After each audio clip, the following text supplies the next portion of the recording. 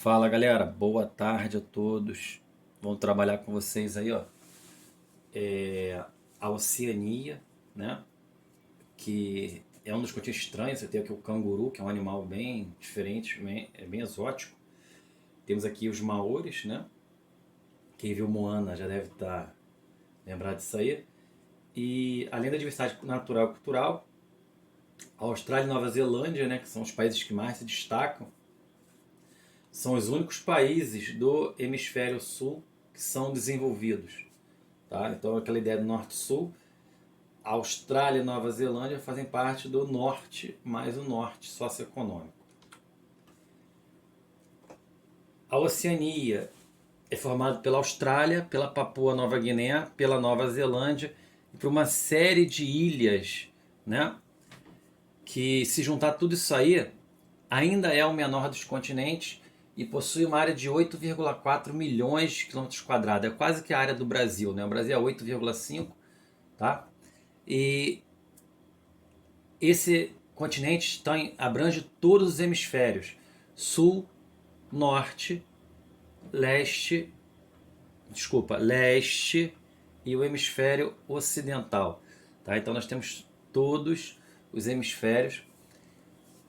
O maior país do continente é a Austrália, né? 85% do continente é a Austrália.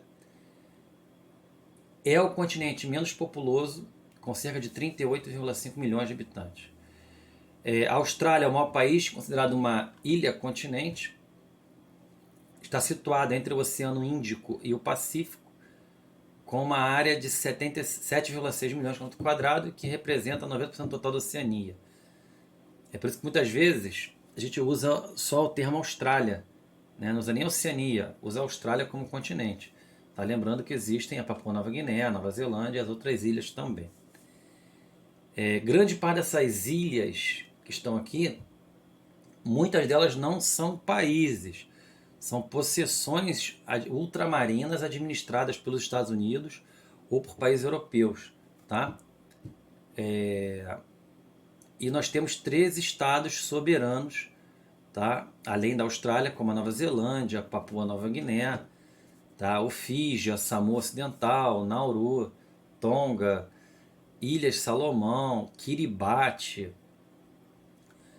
Palau, os estados federados da Micronésia e Tuvalu. Tá? Complicado, gente, essa partezinha aí, tá? Fica meio complicado. Vamos lembrar que quem lembra da Copa das Confederações, né? Teve um país, eu quero lembrar o país aqui que veio para Tahiti, acho que foi Tahiti. Ou foi Fiji, não lembro agora. Tô querendo lembrar aqui. Veio para Copa das Confederações.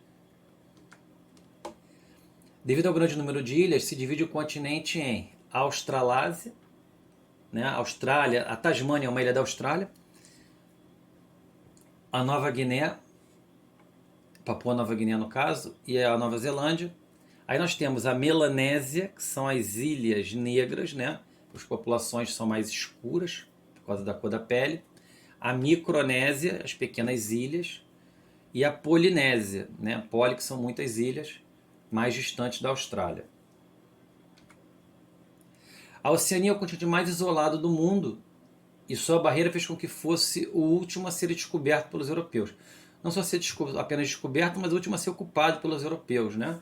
Fernão de Magalhães, lá no século XVI, o português, já chegou na Austrália, mas só no século XVIII, a partir do James Cook, tá? Do inglês James Cook, que ele começam ali alguma colonização, basicamente chegada de prisioneiros britânicos, né? Para trabalhar em lavouras. A Austrália e a Nova Zelândia se configuraram como países prisão logo de início. A grande questão, assim como nas Américas, é que existiam já povos, né, nativos nesses locais e eles foram dizimados, né, e restaram muito pouco pelos europeus. Né, os povos aborígenes na Austrália e os nativos da Nova Zelândia, os maores da Nova Zelândia, foram dizimados pela colonização europeia. Hoje, em termos de população, se não me engano, são 13% de maores na Nova Zelândia e um número muito menor de aborígenes na Austrália. né? Os maoris fazem uma dança chamada haka, né? Você já deve ter visto em algum lugar haka, por exemplo. A distribuição populacional está ligada ao grau de desenvolvimento econômico, né? A Austrália e Nova Zelândia têm mais população, são onde abriga mais populações, e principalmente 85% estão nas suas áreas urbanas, né? Na Austrália, em Sydney, por exemplo, e na Nova Zelândia, em Auckland. Enquanto a maioria dos habitantes das demais países e ilhas vivem nas zonas rurais, né? O que indica uma industrialização muito inexpressiva. A agricultura do coco, a pesca e o turismo constituem a base econômica das economias dessas outras ilhas. Todas as ilhas da Oceania têm população composta por indígenas, ou seja, por povos nativos. No entanto, a Austrália e a Nova Zelândia, os brancos europeus constituem a maioria dos habitantes, especialmente de origem britânica. Bora Bora, na Polinésia Francesa, está aqui em cima, né? E o Tahiti, que não é Haiti, está aqui embaixo, tá? São áreas que se destacam no turismo, paradisíaco, né? Olha a cor da água aí, são piscinas naturais de águas quentes, lugares tropicais, então são balneários, né? Muito procurados para o turismo. Eu trouxe para vocês aqui que é uma ideia. A Ilha de Páscoa é o lugar mais longe do mundo, mais isolado do mundo, né? Em termos de distância.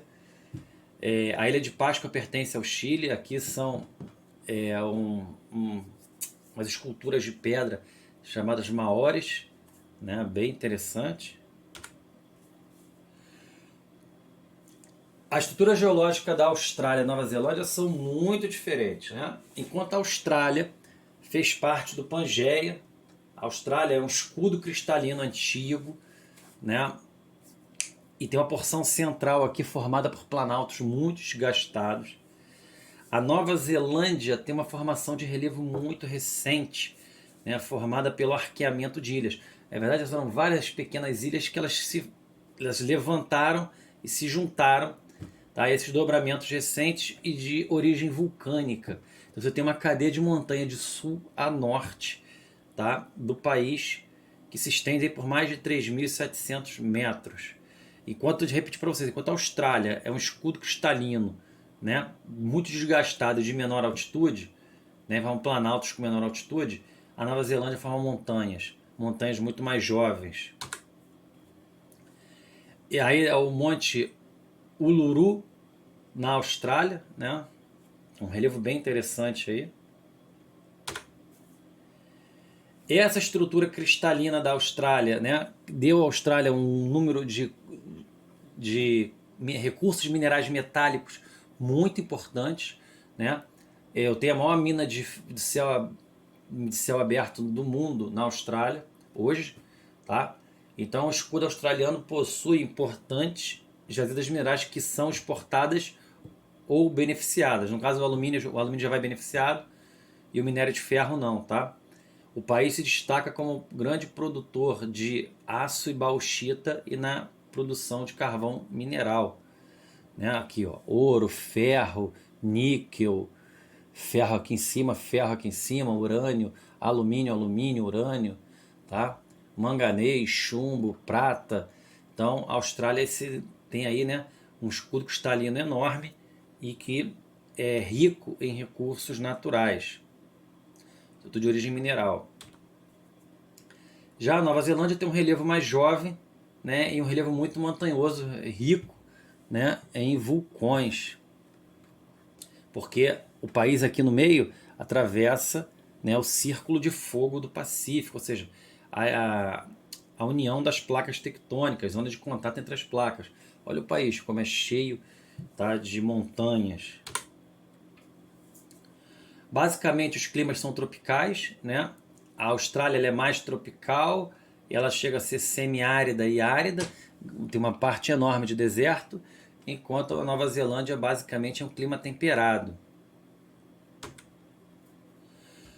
A economia australiana. A Austrália é o 13º maior economia do mundo, tem uma economia muito diversificada e tem uma indústria ligada ao setor primário. Isso é interessante porque a atividade primária, né, que eu te falo de país desenvolvido, a país desenvolvido não tem setor primário forte.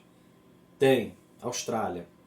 Então, a partir do momento que o próprio Canadá também é assim, ou seja, eles utilizam, né, os seus recursos naturais e eles diversificam, transformam esses recursos naturais nas suas indústrias, né, e exportam, né, e aos poucos eles vão também produzindo algum tipo de tecnologia, indústria de máquinas, equipamentos, tá? Então,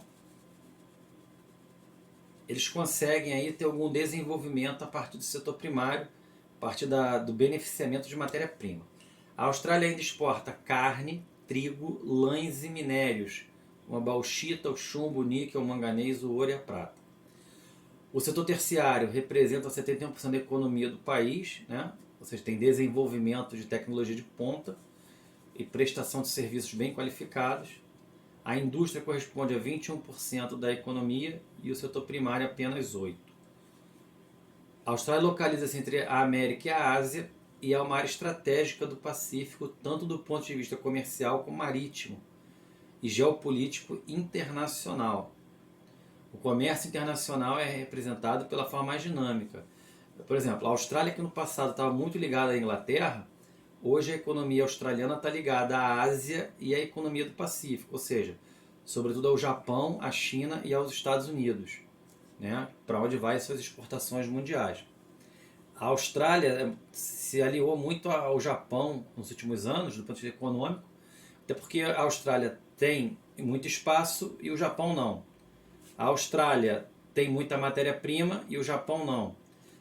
O Japão tem muita tecnologia e a Austrália tinha pouca. Então houve um intercâmbio entre os países. Tá? E do ponto de vista militar, no caso estratégico, a Austrália pode desempenhar um papel emergente na área do Pacífico. Né? E a Austrália hoje conta com uma marinha muito interessante, até para tentar frear o crescimento militar chinês. O país foi classificado em segundo lugar como IDH de 2013. Então, além de ser a 13ª maior economia do mundo, a Austrália figura com uma boa condição econômica, uma boa distribuição de renda. É um país ambientalmente que eles vão buscando, né, uma qualidade de meio ambiente boa. E além disso, é um país que tem uma melhor distribuição de renda e uma menor desigualdade social, o que eles colocam como segundo IDH do planeta. Do ponto de vista energético, a Austrália ainda depende muito do carvão e do petróleo, né? Mas a política australiana, né, o carvão vem aumentando nos últimos anos, mas a política australiana vem, com o longo do tempo, ampliando suas fontes renováveis de energia elétrica, sobretudo solar e eólica.